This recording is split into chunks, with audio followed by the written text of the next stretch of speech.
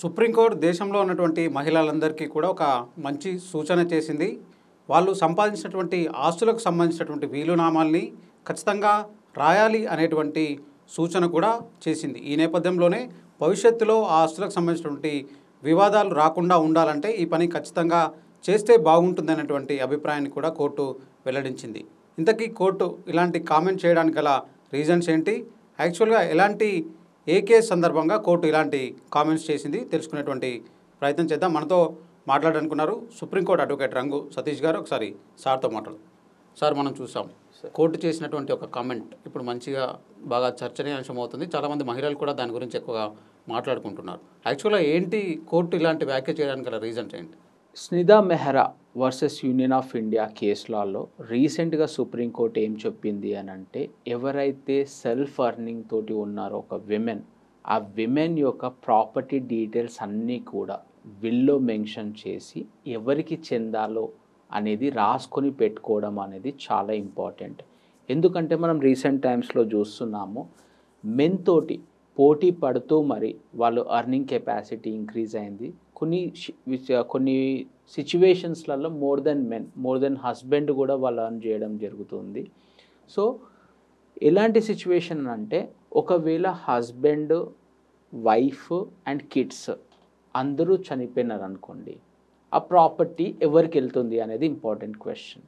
మనందరం ఏమనుకుంటాము, ఆ ప్రాపర్టీ ఏదైతే ఉందో ఆ ప్రాపర్టీ 100% వాళ్ళ పేరెంట్స్కి వెళ్తుంది అని అనుకుంటాం. ఎందుకంటే వాళ్ళే పోషిస్తారు, వాళ్ళే చదివిస్తారు, వాళ్ళే ఉద్యోగం కోసము వెళ్ళేటట్టు చేస్తారు. సో ఆబ్వియస్గా ఆమె ఎర్న్ చేసుకునే ఇన్కమ్ మొత్తం కూడా వాళ్ళ తల్లిదండ్రులకే రావాలి, ఎందుకంటే హస్బెండ్ కానీ లేదంటే కిడ్స్ కానీ లేరు అని. But contrary to that, section 15(1)B Hindu succession act ఏం చెప్తుంది అని అంటే, హస్బెండ్, చిల్డ్రన్ లేరు అని అంటే ఆ ప్రాపర్టీ మొత్తం కూడా అత్తగారికి వెళ్తుంది, అత్తగారి ఫ్యామిలీకి వెళ్తుంది. సో ఇక్కడ ఏం జరుగుతుందంటే, రీసెంట్ గత 50 years నుంచి ఈ అత్తగారి ఫ్యామిలీ దాంతోపాటు తల్లిదండ్రుల ఫ్యామిలీ వీళ్ళిద్దరి మధ్యలో ఘర్షణ జరగడానికి ముఖ్యమైన కారణము ఈ సెక్షన్ 15(1)B. సో ఈ దానికి సంబంధించి క్లియర్గా పేరెంట్స్కి వెళ్ళాలి అని ఉంటే విల్ రాస్తే సరిపోతుంది, ఈ ఘర్షణ అనేది అవాయిడ్ చేయొచ్చు కదా అని చెప్పి సుప్రీంకోర్టు చెప్పింది. ఓకే. సో జనరల్గా ఏంటి అంటే, ఆమె సొంతంగా సంపాదించినటువంటి ఆస్తికి సంబంధించేనా, లేదంటే ఒకవేళ ఆమెకి పెళ్లి సందర్భంలో కొంత అమ్మగారి ఇంటి నుంచి కొంత ఆస్తి వస్తుంది, కొంత జ్యువెలరీ వస్తుంది, సో వాటికి సంబంధించి కూడా విల్ రాయొచ్చా, లేదంటే ఏంటి దానికి సంబంధించి? Good question sir. మనం దాన్ని స్త్రీధాన్ ప్రాపర్టీ అంటాము. స్త్రీధాన్ అని అంటే మ్యారేజ్ అప్పుడు ఏవైతే కానుకలు రావచ్చు, ఏవైతే properties parents out of will, out of their love and affection ఇచ్చేది, దాన్ని స్త్రీధాన్ అంటాము. Stridhan property 100% it will go back to the parents. Okay. ఇక్కడ ప్రాబ్లం ఏంటంటే, సెల్ఫ్ అక్వైర్డ్ ప్రాపర్టీ. ఆమె యొక్క లైఫ్ టెన్యూర్లో ఏదైతే ఇన్కమ్ని ఎర్న్ చేసిందో ఆ ఇన్కమ్ మాత్రము అత్తగారి కుటుంబానికి వెళ్ళే అవకాశం ఉంది అండ్ వెళ్తుంది కూడా ప్రొవిజన్ ప్రకారం. ఓకే. సో అంటే ఒకవేళ ఆమెకు భర్త ఉన్నారు, పిల్లలు ఉన్నారు, కానీ ఆమె మరణించింది ఎలాంటి వీలునామా రాయకుండా, సో అలాంటి సందర్భంలో ఆమెకు సంబంధించినటువంటి ఆస్తికి సంబంధించి ఎట్లా ఉంటుంది, ప్రొసీజర్ ఎట్లా ఉంటుంది? అప్పుడు కిడ్స్ అండ్ హస్బెండ్ అనేవాళ్ళు prima facie successors of the property జరుగుతుంది. సో ఇట్లా అత్తగారి ఫ్యామిలీ అండ్ అమ్మగారి ఫ్యామిలీ అనేది ఇన్వాల్వ్ కాదు. ఓకే. వాళ్ళిద్దరూ లేనప్పుడే ఈ సిచ్యువేషన్ అరైజ్ అవుతుంది. ఓకే. సో ఆ సందర్భంలో ఎట్లా ఉంటుందంట ఆస్తికి సంబంధించి? అంటే అప్పటికే ఆమెకు కొంత స్త్రీధనం లాగా ఆస్తి వస్తుంది, ఆమె కొంత సొంతంగా సంపాదించుకుంటుంది. సో ఆ సందర్భంలో ఎంత డివైడ్ అవుతుంది, ఎవరెవరికి ఎంత షేర్ వచ్చేటువంటి అవకాశం ఉంటుంది? స్త్రీధన్ అయితే 100% ఆఫ్ ద థింగ్ వాళ్ళ మదర్ ఫాదర్కి వెళ్ళిపోతుంది. ఈమె చనిపోతే they have 100% absolute right on that. And self acquired property మాత్రం అందులో మదర్ ఫాదర్ ఆఫ్ ద బేటీకి ఉండదు. So it will go to the husband and children. Okay. So జనరల్గా ఏంటి అంటే, ఇప్పుడు విల్ రాయాలని అందరూ చెప్తూ ఉన్నారు. సో ఉమెన్ ఎలాంటి జాగ్రత్త తీసుకోవాలి ఇలాంటి విల్ రాసేటువంటి క్రమం? Good question sir. విల్ అనేది బేసిక్ డాక్యుమెంట్, దానికి ఒక అడ్వకేట్ అవసరం లేదు, ఎవరు అవసరం లేదు. కానీ కొన్ని రూల్స్ అండ్ రెగ్యులేషన్స్ ఫాలో అవ్వాల్సి ఉంటుంది. ఓకే. విల్లో మొదటిగా ఆ అమ్మాయి, పర్టికులర్ అమ్మాయి ఎంత ఆస్తి సంపాదించింది అనేది క్లియర్ కట్గా ప్రాపర్టీ డీటెయిల్స్ రాయాలి. ఓకే. దాంతోపాటు ఆ ప్రాపర్టీ ఎవరికి చెందాలి ఆమె చనిపోయిన తర్వాత, ఓకే. సో మరణాంతరం ఎవరికి చెందాలనేది డీటెయిల్స్ రాయాలి. దాంతో పాటు అందులో ఒక ఎగ్జిక్యూటర్ అనే పర్సన్ యొక్క డీటెయిల్స్ కూడా యాడ్ చేయాలి. ఎందుకనంటే ఆ పర్సన్ వచ్చి దాన్ని ఇంప్లిమెంట్ చేస్తాడు, ఎవరికి చెందాలి ఈ ఆస్తి అని చెప్పి. అరుణాచలం మూవీలో హీరోయిన్ వాళ్ళ ఫాదర్ లాగా, సో పిఏ వాళ్ళ ఫాదర్ లాగా. సో మూవీస్ ఎక్కువ చూస్తాం కాబట్టి చిన్న మిస్టేక్ కూడా గమనిస్తూ ఉంటారు. సో అలా, సో ఆ ఎగ్జిక్యూటర్ పక్కా ఉండాలి. అండ్ మీరు అనొచ్చు, సార్ 2025లో ఒకటే ప్రాపర్టీ ఉండొచ్చు, 2030లో ఇంకో ప్రాపర్టీ కొనొచ్చు, అప్పుడు 2025లో చేసిన విల్లుని సవరించాల్సిన అవసరం ఉందా అని చెప్పి. 100% సవరించాలి. మీకు ప్రాపర్టీస్ పెరుగుతూ పోతున్నప్పుడు ఆ సవరించిన తర్వాత ఎవరికి చెందాలని రాసినారైతే సరిపోతుంది. అండ్ ఇంకొక విషయం ఏంటనంటే విల్ రిజిస్టర్ చేయాలా చేయొద్దా అనేది ఇంపార్టెంట్ క్వశ్చన్.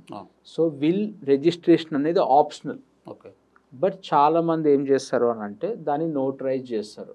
నా ఒపీనియన్లో ఒక విల్ని నోటరైజ్డ్ చేయడం కంటే రిజిస్ట్రేషన్ చేయడం ఇంపార్టెంట్. ఎందుకంటే ఈ రెండు కుటుంబాల మధ్యలో ఘర్షణ అనేది చాలా తగ్గిపోతుంది. ఒక రిజిస్టర్డ్ డాక్యుమెంట్కి ఉన్న ఆథెంటిసిటీ అనేది చాలా ఎక్కువ. ఓకే. సో మనం ఒక ఏమంటారు, ఒక ఊహాజనితమైనటువంటి క్వశ్చన్ తీసుకుంటే, సో కొన్ని సందర్భాల్లో భర్త సంపాదించినటువంటి డబ్బులతో భార్య పేరు మీద కూడా కొంత ఆస్తి కొనడం అనేది జరుగుతూ ఉంటుంది. సో ఒకవేళ భర్త మరణించినటువంటి తర్వాత ఆమె వైఫ్ మరణిస్తే అలాంటి సందర్భంలో ఏంటంటే అప్పుడు కూడా అత్తమామను క్లెయిమ్ చేసుకునేటువంటి అవకాశం ఉండదా? ఎందుకంటే ఇది నా కొడుకు సంపాదనతో కొన్నది అని చెప్పేటువంటి అవకాశం ఉంటుందా? ఒకవేళ కేసు డీటెయిల్స్ మీరు డీటెయిల్స్ అవుట్ చేసిన అనుకోండి, ఫర్ ఎగ్జాంపుల్ ఇది యూజువల్గా ఇక్కడే కాదు డివోర్స్ కేసెస్లలో కూడా జరుగుతూ ఉంటుంది. హస్బెండ్ బాగా సంపాదిస్తాడు, వైఫ్కి మంచి మాట ముచ్చట ఉన్నప్పుడు, కొత్త పెళ్ళి కొత్త జంట అవన్నీ ఉన్నప్పుడు 100% వైఫ్కి గిఫ్ట్ ఇవ్వాలి అనే ఆలోచనతో ఉంటాడు, ఇస్తాడు. ఇచ్చినప్పుడు సేల్ డీడ్లో వైఫ్ కొంటున్నట్టే ఉంటుంది. వైఫ్ ఇంత డబ్బులు ఇస్తుంది వెండీగా, వెండర్ అనే పర్సన్ నాకు అమ్ముతుండని చెప్పి. అక్కడ ఎక్కడ కూడా సేల్ డీడ్లో నా హస్బెండ్ ఇచ్చిన డబ్బులతోటి నేను నీకు పే చేస్తున్నాను ఉండదు. కాబట్టి ప్రాపర్టీ ఎవరి పేరు మీద ఉంటే వాళ్ళే సెల్ఫ్ ఎక్వైర్డ్ ప్రాపర్టీ అవుతుంది. ఓకే. సో జనరల్గా ఇలాంటి వివాదాలన్నీ రాకుండా ఉండాలి అంటే సో ఎట్లా అంటే కంపల్సరీగా కోర్టులోనే వివాదాలు తీర్చుకోవాలా, లేదంటే మీడియేషన్ ద్వారా తేల్చుకుంటే కొంత ఈజీ అయ్యేటువంటి అవకాశం ఏమైనా ఉంటుంది? Good question sir. ఎందుకు అనంటే ఆల్మోస్ట్ 3 కోట్ల కేసులు పెండింగ్ ఉన్నాయి. Okay. National judicial data grid ప్రకారము హైకోర్ట్స్లో 57 లక్షల కేసులు, లోవర్ కోర్టులో కోట్ల కేసులు. ఓకే. చొప్పులు అరిగే వరకు తిరగాలి, పిల్లర్ టు పోల్ అంటాం దాన్ని మనం. ఓకే. ఎప్పుడు కేసు ఎండ్ అవుతుందో ఎవరికి తెలియదు, అటు అడ్వకేట్ తెలియదు, ఇక్కడ పార్టీస్కి తెలియదు. 1 సంవత్సరం నుంచి 30 సంవత్సరాలు కూడా కేసెస్ డ్రాగ్ అయ్యే సిచ్యువేషన్స్ ఉన్నాయి. ఓకే. సో ఇవన్నిటినీ అవాయిడ్ చేసుకోవడానికి ప్రీ లిటిగేషన్ ఆర్బిట్రేషన్ అనేది ఇంట్రడ్యూస్ చేసింది సుప్రీంకోర్టు. ఏంటనంటే 2 కుటుంబాలు ఒక దగ్గరకు వచ్చి మరి ఏమైనా కాంప్రమైజ్ అవుతారా మీరు, ఎందుకు కేసుకి వెళ్ళి కోర్టుకి వెళ్ళి 30 సంవత్సరాలు 20 సంవత్సరాలు 10 సంవత్సరాలు మీ డబ్బులు వేస్ట్ వాళ్ళ డబ్బులు వేస్ట్, మీరిద్దరు కూడా ఒక న్యూట్రల్ పొజిషన్కి వచ్చి ఒక కన్సెన్సస్ తోటి ఎక్కడన్నా మీరు ఒక కన్సెంట్ ఇచ్చేసి కాంప్రమైజ్ అవుతారా? ఆ కాంప్రమైజ్ అయితే కూడా అక్కడ తీసుకున్న నిర్ణయం ఒక సివిల్ కోర్టు డిక్రీకి ఈక్వలెంట్గా ఇస్తారు. సో దాన్ని ప్రీ లిటిగేషన్ ఆర్బిట్రేషన్ అంటాం. ఓకే. సో జనరల్గా ఇప్పుడు విల్ రాసినప్పుడు సో మనం విల్ రాసామని ఎవరికైనా చెప్తే బాగుంటుందా, చెప్పకుంటే బాగుంటుందా ఏంటి? ఒకవేళ మనం విల్ రాసినా కూడా ఆ వ్యక్తులు ఆ సందర్భంలో స్పందించకుంటే దానికి ఏంటి సొల్యూషన్ ఏంటంటే? 100% అది విల్ రాయడము అనేది ఎంత ముఖ్యమో రాసిన తర్వాత దాన్ని భద్రపరచడం కూడా అంతే ముఖ్యం. ఐదర్ మీకు బాగా నమ్మకస్తులైన వ్యక్తి దగ్గరనన్నా పెట్టడము, లేదు అంటే మీ బ్యాంక్ లాకర్స్లోనన్నా పెట్టుకోవడం మొదటి విషయం. రెండోది విల్లో కూడా సాక్షి సంతకాలు ఉంటాయి, విట్నెస్లు. సో ఆ విట్నెస్లో కూడా మనకు చాలా నమ్మకస్తులైన వాళ్ళని తోటి పెట్టించుకోవాల్సిన అవసరం ఉంది. అండ్ మూడోది ఈ విల్లు రాసినట్టు బయటికి తెలిస్తే ఆమెకి ఏమన్నా థ్రెట్ ఉంటుందా అని చెప్పి. 100% థ్రెట్ ఉంటుంది. ఆ వెస్టెడ్ ఇంట్రెస్ట్ తోటి ఉంటారు.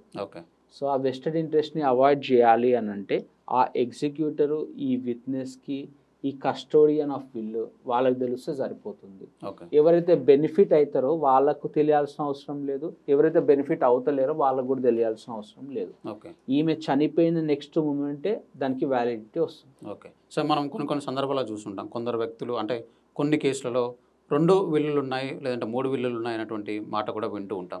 సో జనరల్గా అలాంటి సిచ్యువేషన్ ఉంటే దేనికి వ్యాలిడిటీ ఉండేటువంటి అవకాశం ఉంటుంది? ఒక వ్యక్తి ఒకటి కన్నా ఎక్కువ విల్లు రాసేటువంటి అవకాశం ఉంటుందా? ఒక వ్యక్తి 1,00,000 విల్లు కూడా రాయొచ్చండి. ఓకే. ఇప్పుడు ఆమె 40 సంవత్సరాలు ఉందనుకోండి, ఎప్పుడైతే 18 ఇయర్స్ క్రాస్ అయిందో అప్పటి నుంచి విల్లులు ప్రతిరోజు రాసుకుంటూ వెళ్ళొచ్చు. ఓకే. ఆ ఒక విల్లులనేమో వాళ్ళ తమ్మునికి అంటది, ఒక విల్లులనేమో వాళ్ళ ఎక్స్ బాయ్ ఫ్రెండ్ కనొచ్చు, ఒక విల్లులనేమో కాబోయే హస్బెండ్ కనొచ్చు, ఒక విల్లులనేమో నా హస్బెండ్ కనొచ్చు. సో కొన్ని సంవత్సరాలుగా ఎన్నో విల్స్ రాయొచ్చు. కానీ గుర్తుపెట్టుకోవాల్సిన విషయం ఏంటి అని అంటే, ఏదైతే డేట్ ప్రకారం లాస్ట్ విల్లు ఉంటుందో అది అనేది చెల్లుతుంది. ఎందుకంటే విల్లులో మనము రాస్తాము this is a conclusive will అని చెప్పి, అండ్ ఈ విల్ తోటి ముందు ఏమైనా విల్స్ చేసినా కానీ క్యాన్సిల్ అయిపోతాయి అని చెప్పి ఆ పాయింట్ రాస్తాం, ఆ అండర్టేకింగ్ ఇస్తుంది. సో అది ఇంపార్టెంట్ పాయింట్. ఏదైతే డేట్ ప్రకారము లేటెస్ట్ డేట్ ఉందో అదే విల్ని కన్సిడర్ చేస్తారు. ఓకే. సో ఫైనల్గా చెప్పండి, నిజంగా విల్లు రాస్తే ఇలాంటి ఆస్తి వివాదాలు కొంతమేర తగ్గేటువంటి అవకాశాలు ఉంటాయి అంటే ఉన్నా కూడా ఈజీగా సాల్వ్ అయ్యేటువంటి అవకాశం ఉంటుందా? 100% సార్. విల్ తోటి it clearly says who is going to benefit out of her death. ఎలాంటి గొడవలు ఉండవు. అండ్ ఆమె చనిపోయినా కానీ ఆమె ఆత్మకు శాంతి మాత్రం చేకూర్చలేరు. 15(1)(b) ప్రకారం అత్తింటికి ఆస్తి పోయింది అని అంటే ఆమె ఆత్మ కూడా సంతృప్తిగా ఉండదు. కాబట్టి విల్ అనేది రాయడం వల్ల వాళ్ళ అమ్మగారికి ఎవరైతే పోషించినారో, ఎవరైతే చదివించినారో, ఎవరైతే జాబ్లో పెట్టించినారో వాళ్ళకి బెనిఫిట్ అయ్యే విధంగా ఈ విల్ అనే డైరెక్షన్ అనేది చాలా ఇంపార్టెంట్. అండ్ సుప్రీంకోర్టు కూడా గత కొన్ని సంవత్సరాల నుంచి ఈ కేసెస్ అన్ని చూసుకుంటూ ఈ పర్టికులర్ రికమెండేషన్ అనేది చేసినారు. విల్ ఉంటే క్లియర్ కట్గా ఆమె మరణాంతరం ఎవరికి చెందాలి అని చెప్పి డైరెక్షన్స్ ఉంటే అప్పుడు గొడవలు అనేవి సాల్వ్ అవుతాయి. Right, thank you. Sure sir, thank you. So ఇది ఓవరాల్గా చూసుకున్నట్లయితే హిందూ మహిళలంతా కూడా ఉన్నటువంటి యాక్ట్ ప్రకారం, హిందూ సక్సెషన్ యాక్ట్ ప్రకారం ఈ ఆస్తి ఎవరికి చెందాలి అనేటువంటి విషయంలో వాళ్ళ మరణానంతరం ఎలాంటి వివాదాలు రాకుండా ఉండాలంటే మాత్రం ఖచ్చితంగా వీలునామా రాయాలనేటువంటి ఉద్దేశాన్ని సుప్రీంకోర్టు చెప్పింది. అదే అభిప్రాయాన్ని రంగు సతీష్ గారు కూడా చెప్తూ ఉన్నారు. ఇలాంటి వీలునామాలు రాయడం ద్వారా కోర్టుల్లో ఉన్నటువంటి కేసుల పరిష్కారం తొందరగా జరుగుతుంది. సో ఫ్యూచర్లో వాళ్ళ ఫ్యామిలీల మధ్య ఎలాంటి గొడవలు రాకుండా కూడా ఉంటాయి అనేటువంటి అభిప్రాయాన్ని కూడా ఆయన అయితే చెప్తున్నారు. ఇప్పుడు జర్నలిస్ట్ అజయ్తో శ్రవణ్, ఏబిఎన్ ఆంధ్రజ్యోతి, హైదరాబాద్.